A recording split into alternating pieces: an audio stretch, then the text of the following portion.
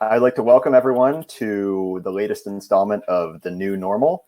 This is our web series we are putting on at Resource Recycling. Under normal times, we would be right now gearing up to be putting on our in-person conference in Austin, Texas, but these are clearly not normal times, very unusual. So my name is Colin Staub. I'm a reporter here at Resource Recycling, and this session is titled What to Expect from Domestic Paper Markets. We're going to be diving into some of the key trends surrounding U.S. recycled paper mills, how they've been impacted by this pandemic, kind of the wild ride we've seen in fiber markets in recent months, and also where we might be headed in the future. Before that, before I introduce our panel, I'd like to share a few details about our series.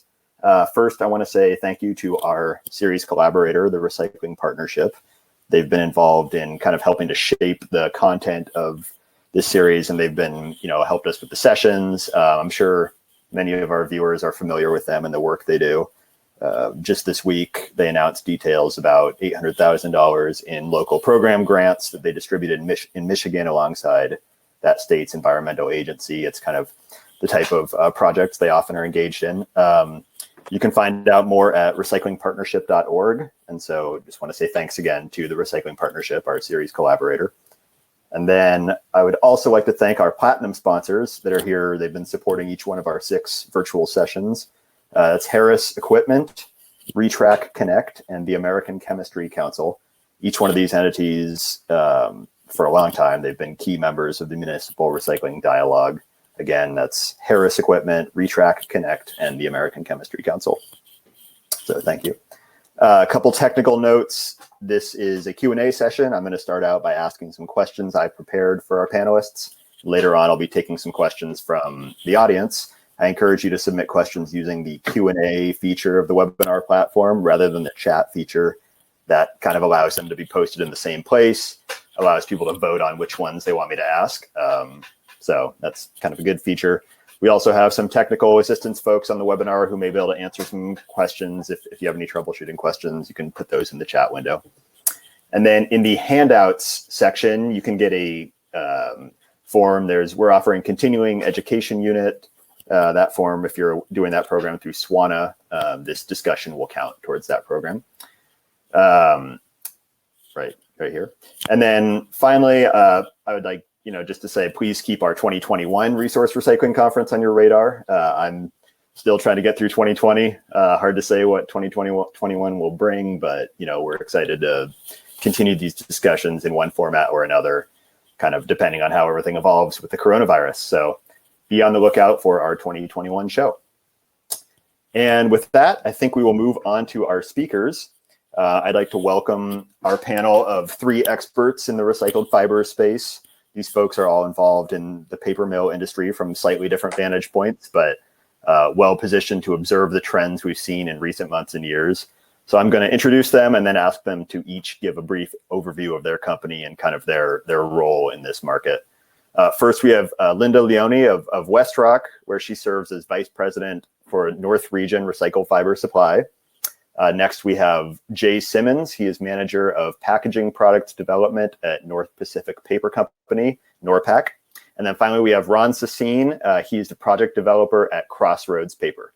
So I wonder if Linda, first, could you give us sort of a brief overview of WestRock and sort of how it fits into the recycled paper market?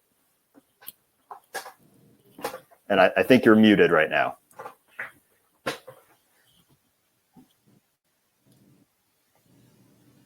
Hi, thanks, Colin.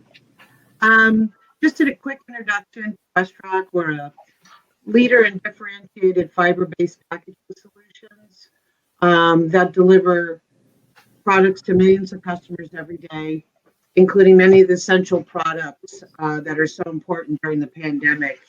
We're an $18 billion global company, support customers in markets such as food service, e-commerce, beverage, and healthcare. In addition, we own and operate 18 recycling plants, 5 of which are single-stream facilities throughout the U.S. that are strategic to our paper mill systems. Within recycling, we manage about 8 million tons of recyclable material a year, 5.5 that are directed to our internal mill system, and the other 2.5 million are sold to the market. Yeah, thank you. And so, yeah, very, very key kind of observing all the different sectors of the recycling space, really. Next, Ron, I wonder if you could tell us a bit about Crossroads paper and kind of its position within the recycled fiber market. Sure. Thanks, Colin, and thanks for having me here today. Crossroads paper is a recycled mill being developed in the Western United States, a historically underserved portion of the country in terms of paper manufacture. We are focused on the recycled paper business in both recycled medium and recycled liner. The mill will serve the growing and expanding markets in those Western states and will be focused on the expansion of both agriculture, logistics, 3PL, and e-commerce customers. So we're very excited about it. We announced the project some months ago. We've been making quite a bit of progress on all of the fronts, including engineering, site definition, finance, and market definition. So we're really excited about the progress we've made, and looking forward to talking with you all about it today. Yeah, absolutely. And I'm going to be asking a bit more about kind of where you're at and your plans for down there in Utah. So, and finally, Jay, I wonder if you can give us an overview of NORPAC and sort of where your company sits in the recycled paper industry. Okay, so NORPAC is a large company down in Longview, Washington, that has 3 large machines originally designed to produce newsprint for North America and the Japanese market. And since the decline of newsprint, we've ventured into new grades, including book papers, copy paper, and then 2 years ago, we ventured into producing packaging paper, natural craft products. And we end up starting with medium, getting into the linerboard, and then into the bag sector. So we've got a large recycle plant here on site that was designed to recycle old newspapers, magazines. And we have modified it to receive old newspapers, mixed paper, and also OCC to supply the containerboard machine. Yeah, so certainly the key commodities generated by many of our listeners here. So thank you all for kind of introducing yourselves and giving us a frame of reference for where you sit in this space. I'd like to dive into just a couple questions about how this pandemic has shifted operations for you and some of the impacts you've seen. And I wonder if, Linda, if we could start with you.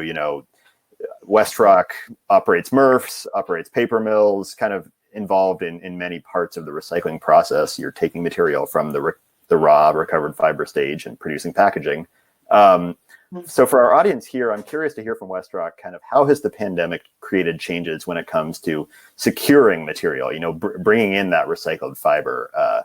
We've certainly seen various trends as far as generation goes. What are you seeing when you're trying to find material to use to keep your mills running? Well, I really think, we saw a significant change from away from home packaging to at home packaging. So that's a huge impact. A lot more going into the bins at the curbside.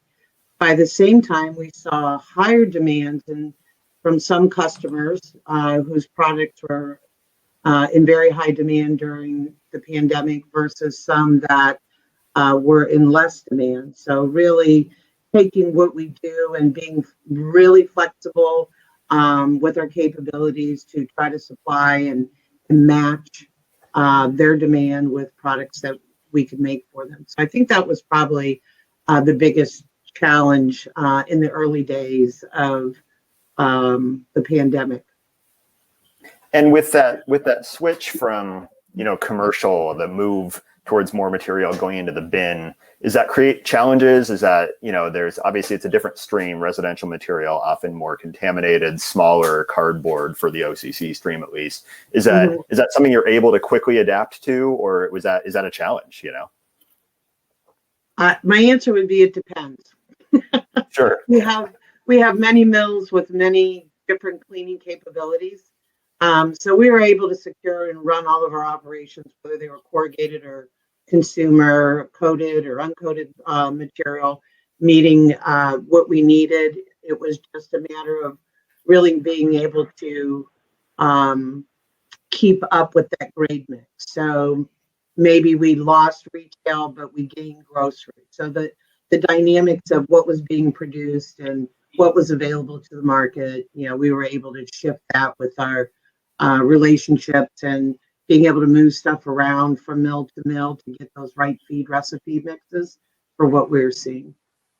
So is it fair to say it was kind of a clean shift from, like, there wasn't a huge drop in tonnage overall, that, material, you were still bringing in adequate amounts of material. You could just move it around from different generating supply streams. Right. I mean, we, depending on, what mills were needing what material, it was having that flexibility to move stuff within our system to get it where it needed to go. And again, just the constant change of, I remember being asked why my fiber forecast plan had so many variables in it. And I was trying to explain, even with 30 years in the business, this is my first pandemic and I don't really have a playbook for that. So it really was just trying to figure out where do we need to match supply with demands that the mills were making. And everything was evolving. Things were very fluid at the beginning. So just we really focused on getting the material where it needed to go.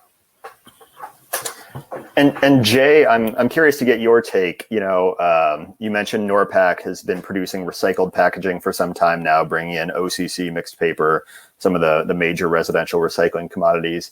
Are you seeing impacts in your recycled fiber supply, and how has that situation sort of evolved since mid-March, when we started seeing the impact across the U.S.? Yeah, we've been monitoring mixed paper quality for quite some time, along with the O&P quality we purchased. And early on, mixed paper was really just mixed paper, envelopes, junk mail from homes, those kinds of things. And as really China started opening her doors, taking everything, and the influx of e-commerce in the early 2000s, 2005, we started seeing more OCC in the mixed paper, which was bad for us. And it really impacted our ability to make printing and writing grades. Now, as we switch to packaging grades, we're more open to having that brown paper. That's what we want. And as COVID, kicked in and took over, e-commerce took another huge bump up. You saw all the reports from Amazon and Walmart, probably a 20% increase in capacity. That volume's ending up in the mixed paper, which is really kind of good for us again, as it improves the quality of the mixed paper for fiber strength.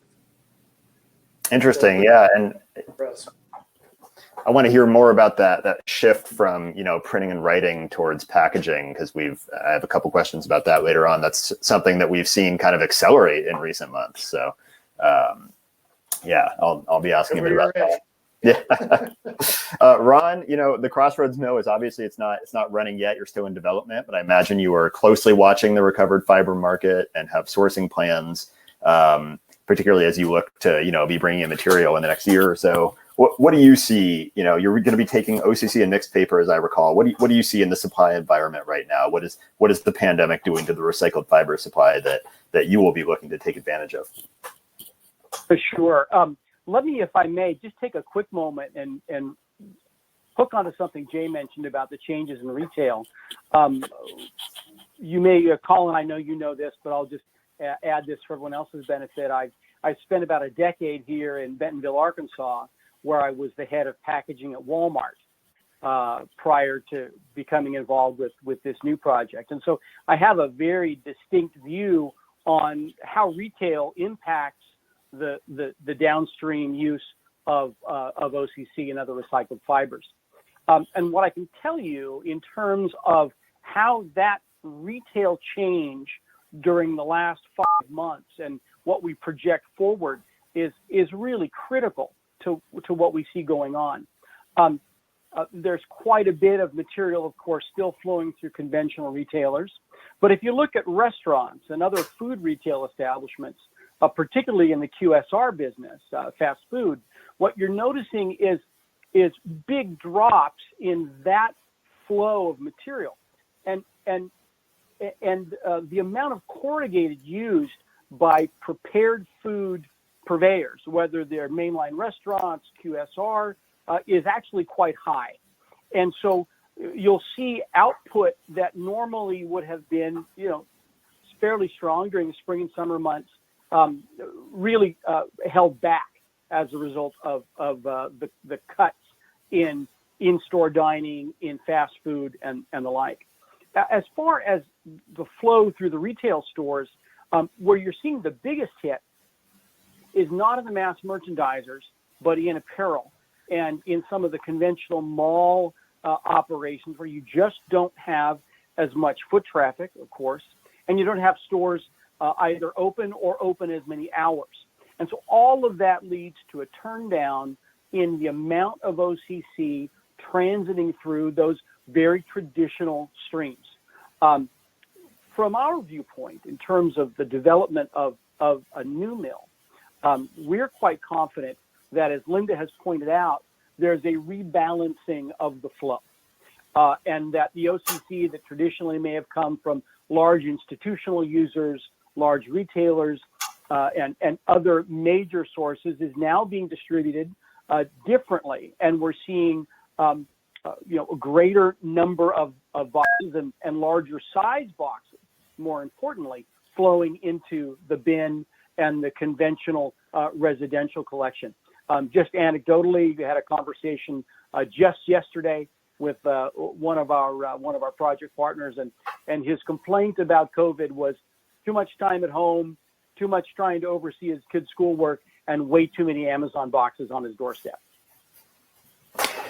Yeah, no, that's great. I appreciate all that perspective, and that, it's interesting. Both you and Jay have mentioned e-commerce and boxes, the residential stream, that shift we're seeing. And that gets me to a question I wanted to ask Linda about WestRock. You guys produce a variety of different packaging products and kind of well equipped to see changes in packaging demand. What are you seeing when it comes to the demand of different packaging formats in this COVID-19 era? Is it really, are cardboard boxes the key packaging you're seeing more demand for, or what types are most needed right now? And I think you're still muted right now. Thanks. I think that what we really did see was the uptick, obviously, in e-commerce packaging from the corrugated box sector, as well as a lot of our consumer packaging as well. Those come in cartons. So a lot more carton packaging, again, for home use versus retail. So those demands were met. Recycled content was another factor. And how do we get them to, get them back through the stream? And that was one of the things that, when a lot of this is going through the curbside programs now, going into MRF operations versus a cleaner stream with commercial and retailers, where it's pure boxes. And now you've got everything commingled. So I think the challenge, and I don't think this is really going to turn around, even if we get to a post-COVID situation. I think there's still going to be a higher uptick of this e-commerce that's really gone on, that it's going to be here to stay, and we're going to see more coming through our recycle bins. So I think it's really important, as painful as it is, that we really have to look toward our recycling plants and make those investments, especially with the soon exit of China. It's going to lead its way for a different kind of pack where the demand isn't anymore. So it's really something, as an industry, we really got to start looking at investing in our infrastructure. We recently did one for our Georgia recycling facility. We did significant upgrades to that single stream operations to get cleaner material, paper-based, for our mill system, be it corrugated or mixed paper. So those are really kind of, we're going to have to do a little catch up in some pretty tough times. Yeah, interesting. Yeah. It's certainly, I think we'd all agree it's been a wild market for OCC in the past few years, fiber in general. And yeah, as you mentioned, China 2021 supposedly going to ban all material, of which a lot still does flow to China. I'm curious, and I thought maybe Jay, I'd ask you, since you're monitoring OCC or mixed paper or OCC recovered fiber in general, we saw prices and the market just sort of collapse after China first started restricting and down significantly where it sat, very low prices for well over a year. Then during the first part of 2020, we've seen kind of the market, prices started to climb up and sort of skyrocket, and now they're leveling off again.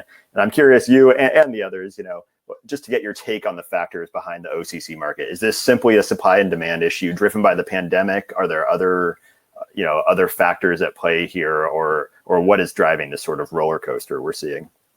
Yeah, I think it's not driven so much by the pandemic as it is really what's happening on the export markets.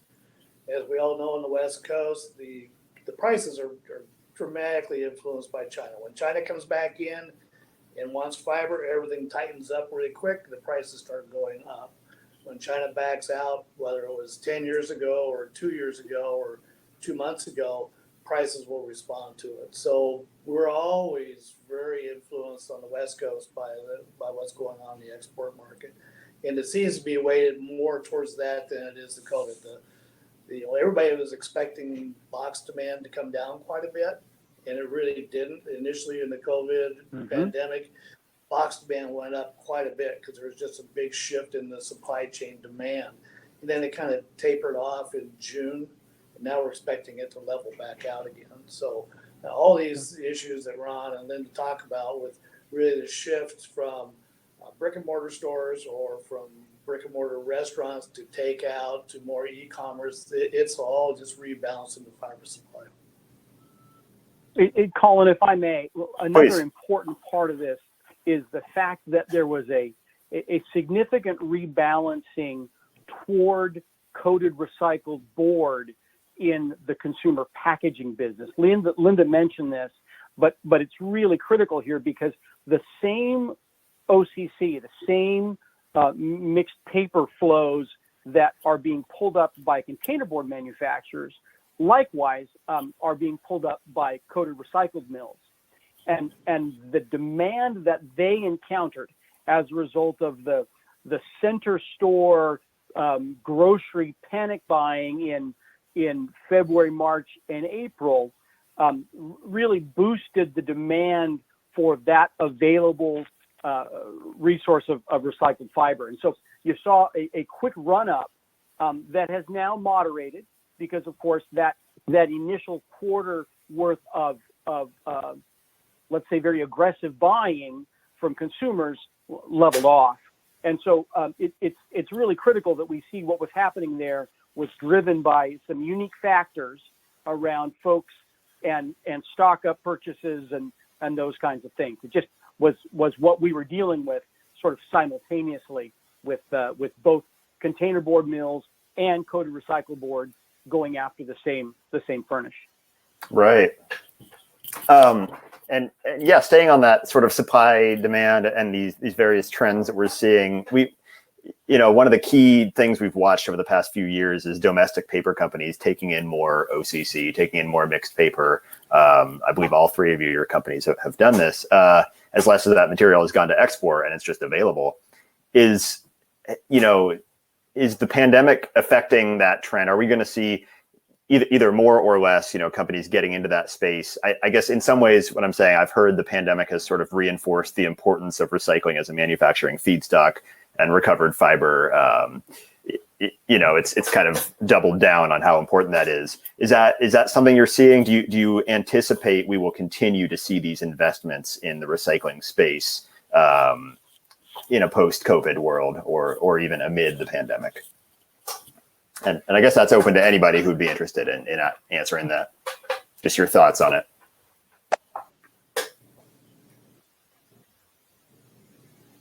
Linda, how about you first? You've come from a company with lots of mills of both kinds, right? We do. I really don't really we do use a lot of those recycled grades that come out. We've done a lot of work in our mill systems and stock prep systems for better cleaning capabilities, understanding the levels of what we can use. I think, again, with the exit of China lends itself, I think most mills that consume corrugated can consume mixed paper. And if we can make a clean enough pack, I think there'll be a high demand for it. So from that standpoint, I don't really see that changing. I mean, it's really the overall getting to get the packs as clean as we can get them with investment for cleaning. So I would suggest that our levels would stay the same. Yeah, that's good news for our listeners, many of our municipal recycling listeners here. So, I'll offer up a thought on that as we've got that topic on the table. If you take a look and you compare North American mill output to kind of global, global regions, you'll see that we tend to favor virgin fiber more so than our European or Asian counterparts. It's just the way our system is built. South Americans have a bit of an operation much closer to ours in terms of the virgin to recycled blend. And so there is room for us to make progress in additional consumption of recycled fiber. Now, I say that with a nod to all of my friends in virgin paper mills. I came up in that world. I appreciate you and I love what you do, because without you, we wouldn't have material to recycle. So by all means, keep it up. But there is going to be this rebalancing. Major brand owners, major retailers, all of the folks who become our collective customer base is messaging to us in very serious and clear ways that their appetite for recycled fiber is growing. And so this gradual, and I emphasize that, this gradual shift that has been going on and will continue to go on is in the direction of the recycled fiber world. If you take a look at the 20 or 25 major mill projects out there, a good number of them are leaning farther towards the recycled world, and that blend of virgin fiber to recycled fiber will continue to power the U.S. paper making business as these shifts take place over the next 5 to 10 years. And I agree with you, Ron. I think that's one of the reasons I didn't mention in my introduction, but currently sitting as the paper stock industry president for industry in the paper division.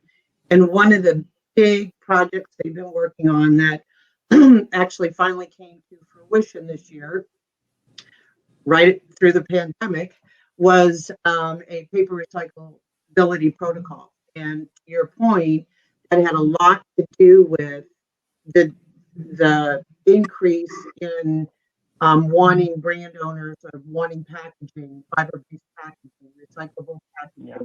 And they're coming at it from so many different ways. How do you get the stamp of approval? So ISRI, who initiated this, it's really called a bin to mail.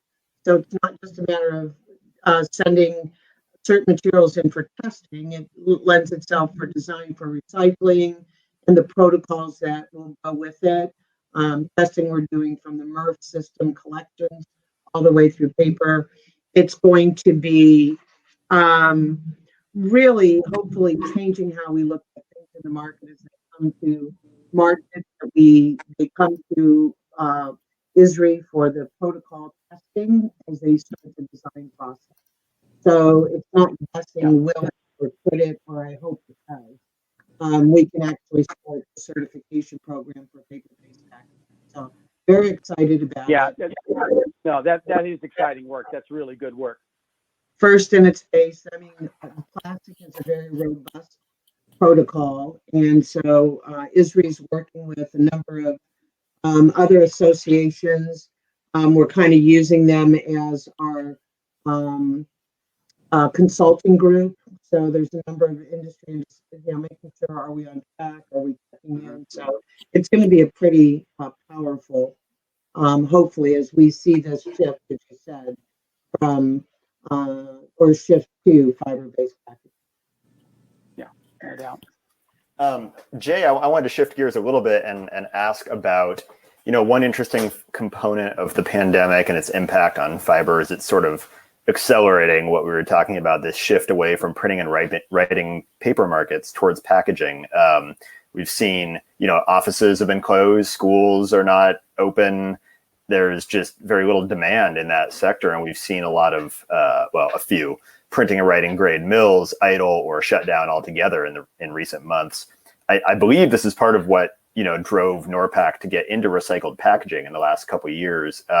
That same sort of trend. It's just picking up pace even faster now. What are your thoughts on the recent acceleration of that? And will we see more exit from the printing and writing sector? Will more companies do what Norpak has done? Yeah, every time we look into our history with the RISI data, every major social event, whether it was 9/11 or the recession, printing and writing grades just go on to another declining slope. And we watch that, we see that happening. So this pandemic definitely, it really overshadows the first two major social events, 9/11 and the recession. So we're seeing, we make copy paper. That's had a huge negative impact because offices are closed. I think everybody just saw that Google just told 200,000 of their employees, hey, we want you to work from home until next summer. So that's going to have a big impact as well. So we're watching that trend. Books, amazingly, are seeing an incline because people are tired of looking at their TV for bad news, negative news, reading books. So that's on the incline, but it's a very small market. Everybody's seen the newsprint. I mean, they just don't do it anymore. The newspapers are thinner and thinner. Inserts are fewer and fewer. So I think when you saw the news that Bondray Mill, north of Spokane, Washington, is closed, that's just the latest fatality of that. So we're seeing that, again, happen. So it accelerates our need to get further into the market. Again, we've got 3 large machines. We're looking at what are we going to do with our third machine that was making printing and writing. Are we going to have to convert that to packaging? And packaging and really kind of tissue toweling are there only 3 markets that are really on the increase, large enough to handle a large machine output like ours. Well, and that's a global trend. I mean, we've seen that in the European mills for quite some time now. Folks taking conventional printing and writing and even art paper mills and shifting them around to some additional packaging capacity.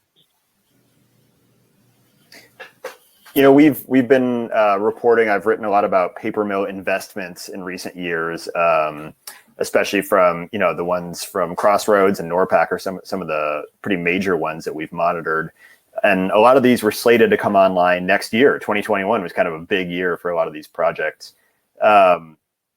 Ron, I believe yours, these are major, it's a 350,000 tons per year, 100% recycled fiber mill. Jay, I think you guys were going to take an additional 400,000 tons per year of recovered paper. That was one of the projections.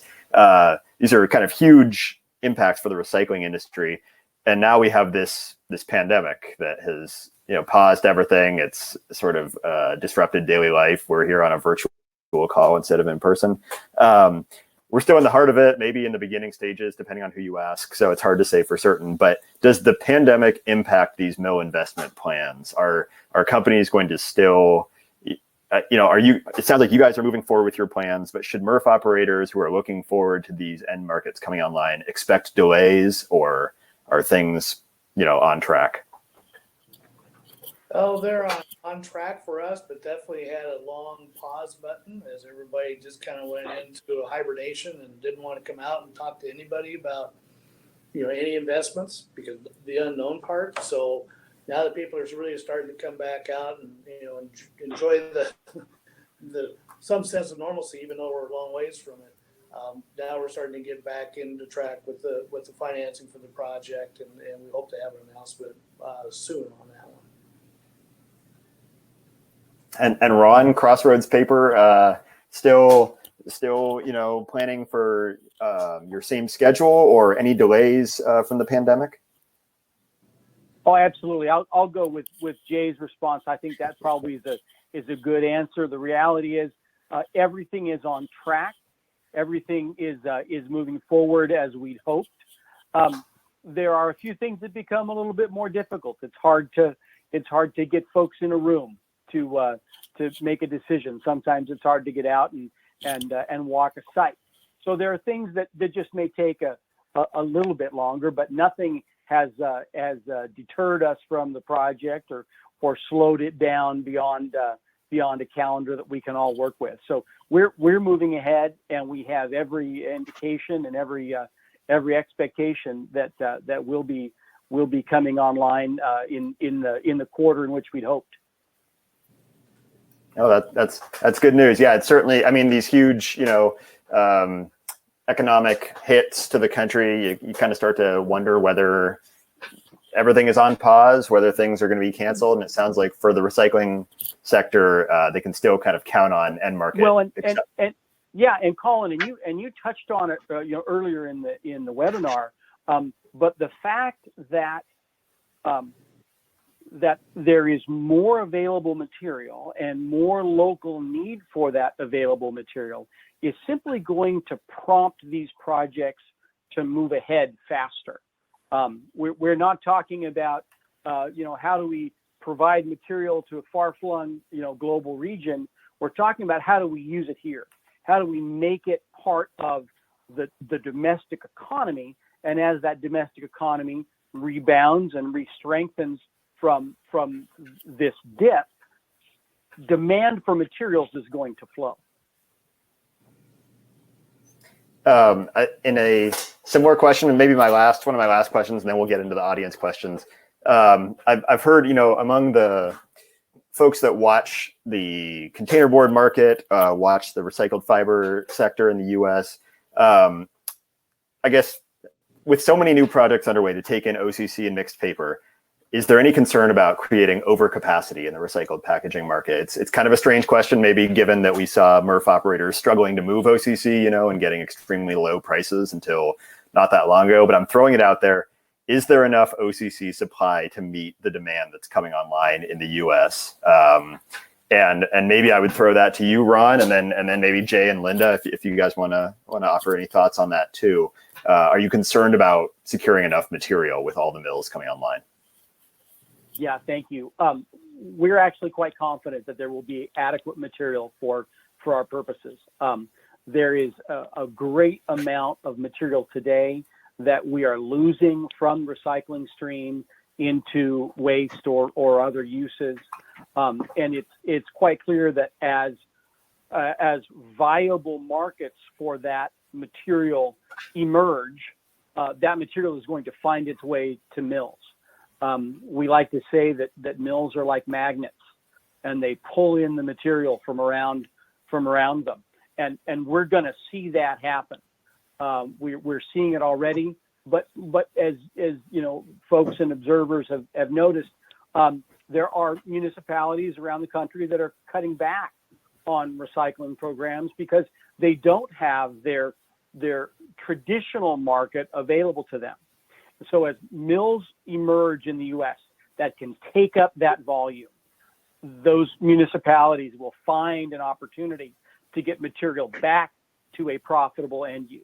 It's providing a place for that material to be turned into a useful, beneficial product. And when that happens, the raw material finds a place.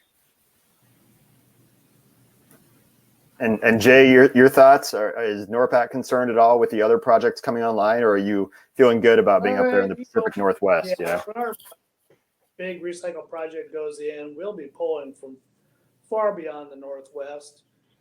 in order to supply that. We're up over 250,000 tons a year, which is, we're pretty much gobbling up a lot of the volume in the Northwest, but not all of it. So, the state level folks, Oregon, Washington, are very concerned about having domestic consumption. They want to clean up the programs, knowing that they can't supply, paper based on the old China market.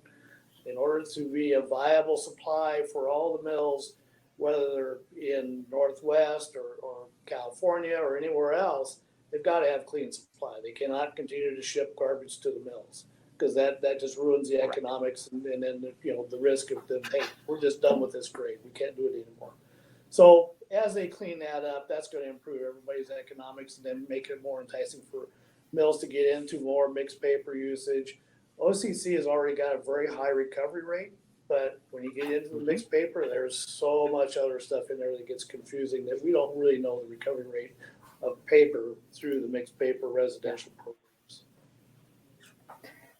And Linda, I wanted to throw this to you too, but also mention something we had talked about recently. The question of whether there's enough OCC supply, and supply in general reminds me of that.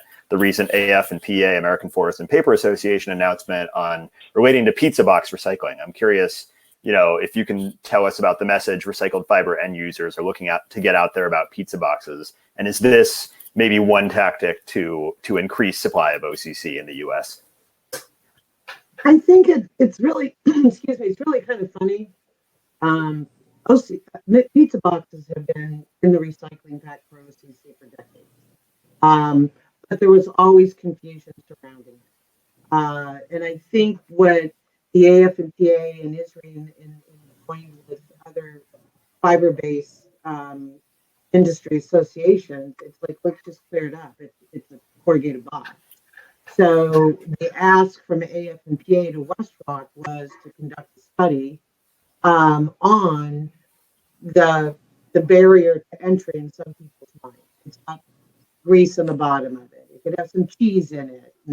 And so they did a very robust study with varying degrees of pizza grease and pizza cheese, in various degrees of density of percentages in those samples. And it really is recyclable. It doesn't lend itself to issues in processing. So I think really it was more to get the word out to the consumers that these are recyclable, because there always seems to be confusion. And it's like if somebody asked you, you could get 6 people in the room, half of them could have different answers. Yes, no, whatever. So I think this was really one way, when you think about how many pizza boxes we consume in the U.S., that was one way that said they're all made out of corrugated. So it's an opportunity for us for sure. So not necessarily a sign that there's not enough OCC on the market that we're having to kind of look at these additional products to bring in. No, I like I said, it was something that's always been in our feedstock. There wasn't a consistent message around it. I think it will increase feedstock recycling. I recently posted on social media. My mom called me and asked me about it, so that's a plus. She's going to put it in her bin now. She likes pizza. That's the vision of the day right there, is Linda's mom on the phone. I love it. All right, I want to get into some of the questions from our audience here, and in a major surprise, one of the top questions is about price forecasts for where we're going to be going with OCC and mixed paper. And Ron, I'm going to throw this one to you. I'd like to get your take on, you don't have to give dollar figures necessarily, because who knows, but where are we headed as far as, things were good and then they fell after China exited, and then they just climbed back up a little bit this year. Now they've leveled off and fallen. Where are we going? I think someone's supposed to read the antitrust statement right now. Is that when this happens? Let me just offer up this thought.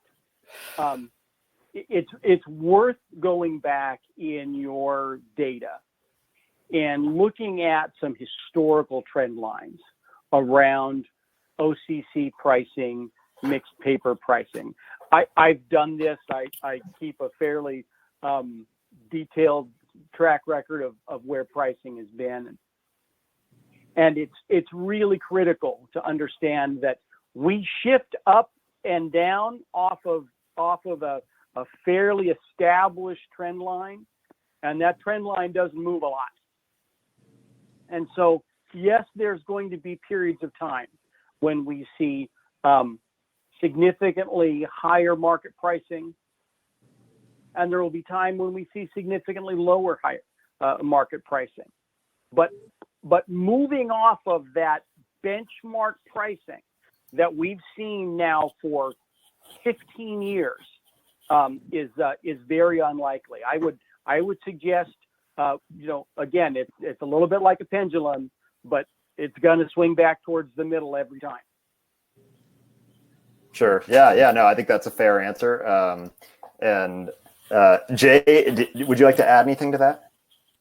Yeah, we continue to remind municipalities through the Oregon and Washington state efforts that you're never going to return to the pricing that you enjoyed when China was sucking up everything. Those days are gone.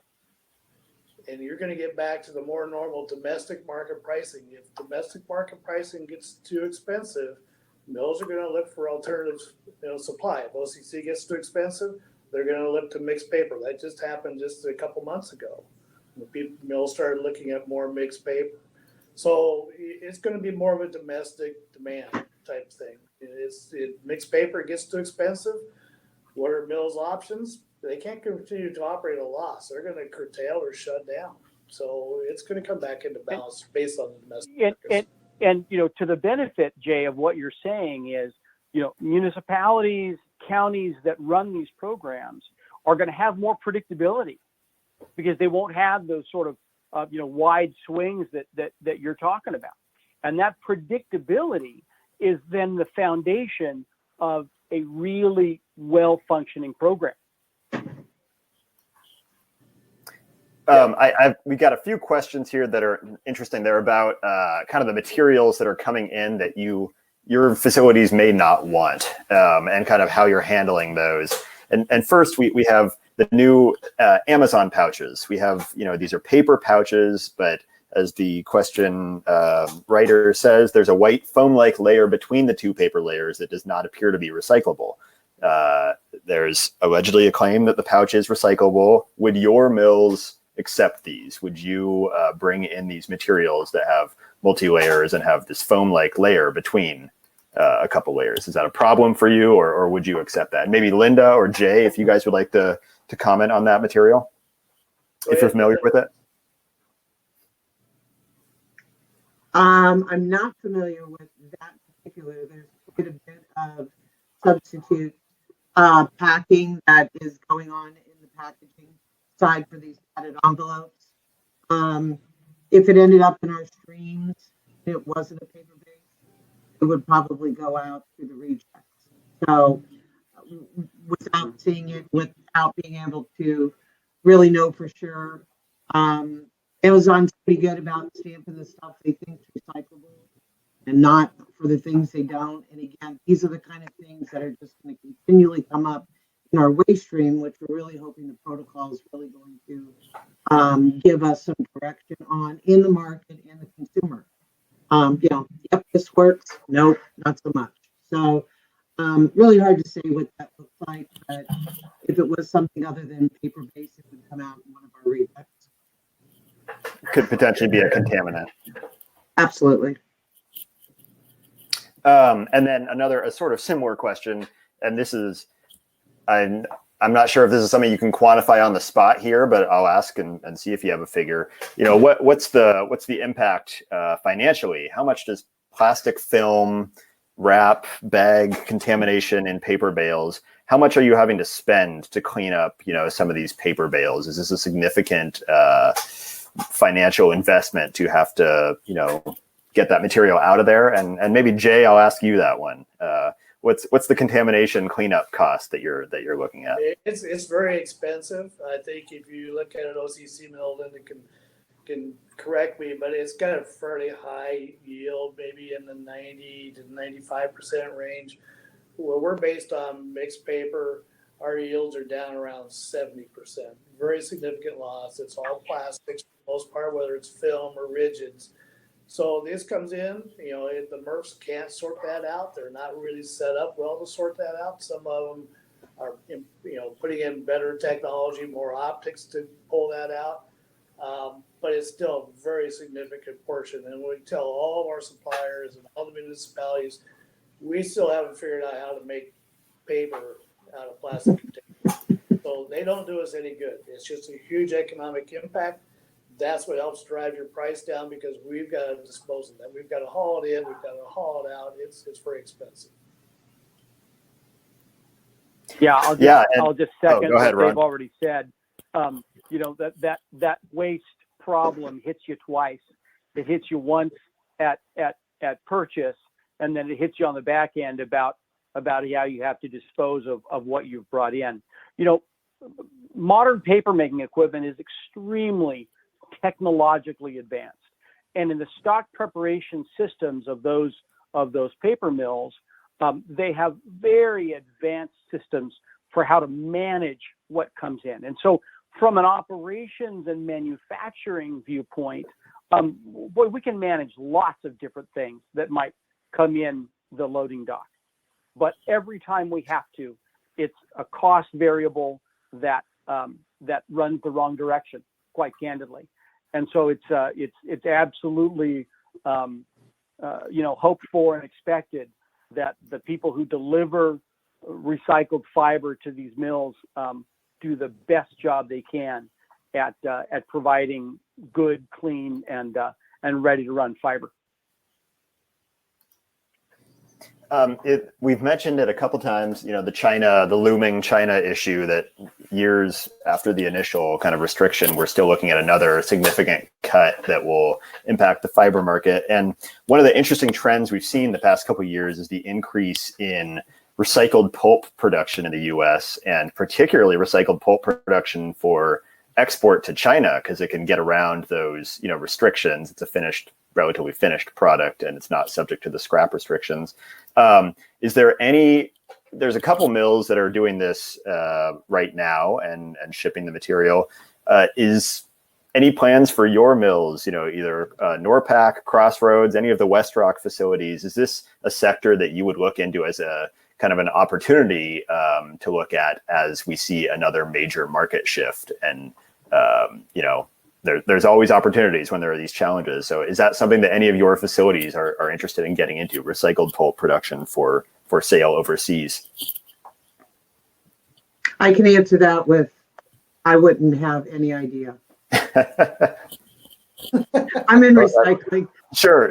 Yeah, that's straightforward. I'll just offer our plan is to be a domestically focused operation, and we would not be anticipating investing in a roll pulp operation for exports. And Jay, can we anticipate recycled pulp coming out of Norpac? You can't anticipate it. We are focusing again is domestically, but we take a look at all opportunities on the export market for any products and see, do they fit for us, both from an economic point of view and really can we make the right product. So we're always balancing those books back and forth to say, hey, where do we need to be? But yeah, China got off guard dramatically with their closure of recycled fiber supply, and they've been out tapping on a lot of doors to find fiber to fill their system. And is there a general sense, I know it was sort of debated for a while, and as with everything with China, it's not always entirely clear what's coming down the line. Is there a general sense in your position as experts in this industry and talking to other folks that China will indeed not be importing any recovered fiber in 2021 and beyond, that is the trajectory where they're headed? I would just say that's what we read in your magazine, Colin. So I think you're right. Linda, you were saying? I would just say, China has really pretty much done everything that he said, that announced that they were going to do. So from the standpoint of The recycle sector, we have no reason to believe that they won't. May come in another form, to your point, where they've gone to a raw material base versus a recycled paper base, but we have no reason to believe that they're not going to do what they said they were going to do. Yeah, And I certainly, would agree. I had the opportunity some years ago to speak to the meeting of the Chinese Packaging Association. Great meeting in Suzhou. 600 people there. You know, it essentially operates as an arm of the Ministry of Industry, and their coordination between what the ministry wants and what the companies execute is so tight. I have to just agree with what Linda said here, that they've telegraphed everything they were going to do, and then they've done the things they've said. So I don't see us returning to those days of major export shipments of recycled material. And certainly, in whatever the actual policy turns out to be, we've seen the industries have to adapt to these things and prepare for them, and we've seen the shipping sector preparing well in advance to stop bringing material. So even if if the policy doesn't actually go into effect in beginning of 2021, we're already seeing shipping companies won't accept that material, so it's kind of a moot point. And I'm jumping down a little bit here, but on the export issue, I'm curious what you all are seeing in other markets. I know that you're operating domestic mills, but we've seen export market turmoil in India and beyond, and there's a question: just what's demand looking like in India right now? Is that still an export market, or is that going to be something that's going to be on the decline, and we'll see even more material staying domestic? And I'm not sure who is monitoring export markets the most here, but maybe Jay, I would ask you. We haven't paid too much attention to India. I know their economy is even worse shape with COVID than North America or Europe. So who knows how they're going to come out of it and what they're going to do. I think they're going to be short on fiber, as we all know, for a long time. It all depends on really what kind of mills they're going to decide to put in and modernize, or just going to buy their products on the open market. We actually have a paper mill in India. So in my fiber team, fiber's that mill. So we did see the swings just like we saw here in the U.S. Demand changing, stay-at-home orders. We do have our paper machine is operating in India right now. Our employees are safe. We ship a portion from the U.S. for that mill. So I think they're pretty much in the same, following the COVID protocols about opening up and being classified, getting that essential worker classification. I can't really speak for the whole market except to say for our paper mill. They actually have high inventories. So they're in pretty good shape from a fiber-based standpoint. Yeah, well, that's very firsthand knowledge there. Yeah, I appreciate that. That's great. And there's another question that's sort of risen to the top here recently, and I'll ask you all because it's an interesting trend we've seen. We write about plastic too, as well as paper. And this person asks, has the anti-plastic sentiment had an impact on companies, brand owners shifting to fiber alternatives? Are you seeing an impact in the paper making space from plastic sort of being, it's in the press a lot, it's in the public eye. There's certainly a focus on plastic as a pollutant in the marine environments and just a problem material, and some would say. Is this something that's increasing demand for paper packaging? Yes. Yeah. Let me go. Sorry, Linda, go ahead. No, go ahead. Yeah, Ron. I would just offer up, from my vantage point in Bentonville, Arkansas, down the road from Walmart, I see a lot of attention and a lot of focus being given to this. I'll raise I'll bring your attention to the following. Just last week, and you've seen a little bit more about it this week, the folks at Closed Loop Partners have helped to develop a collaborative workspace with Walmart, Target, I believe Kroger is now involved as well, around this concept of a shift in carry-out packaging for stores. What will be the replacement for the plastic carry-out bag? Now, I bring that up not because I see a major transition happening immediately, but because it's indicative of the thinking of the retailers and their brand owner partners about what the ideal way to move product through a distribution system to a store and home. And that means folks are looking at plastic and asking themselves, must this item be in plastic? Not can I or should I? They're asking the question differently.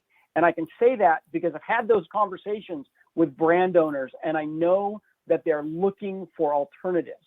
And that alternative, in many, many cases, is going to lead them back to something that's fiber-based. Well, I'm sorry to launch such a kind of controversial and pivotal question here, right as we're at time here, but we are unfortunately at the end of our hour-long space, and we didn't get to all the questions. I apologize to our audience, but I hope we covered some of the key topics that you were looking forward to. I'd like to thank Linda, Ron, and Jay for joining us today. We really appreciate your insights. And I would also like to give a plug for our next session. It's going to be next Wednesday, August 5th. It's called Keeping Materials in Motion, and we're going to be examining kind of a wider variety of materials beyond fiber, about increasing recovery of kind of a range of streams. So I think that'll be a good discussion too, and I hope everyone can join us then. But until then, thanks again to our panelists, and thanks to our audience for joining us. Really appreciate it. Yep. Thank you. Thank you. Thank you. Bye-bye.